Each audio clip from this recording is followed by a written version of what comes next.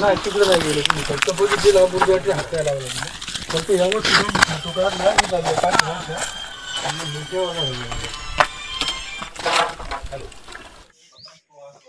ठेवायला पाहिजे होतं. याच्यावर कसं असतं, याच्यावर फिंगरप्रिंट येतात, इकडे येतात असं.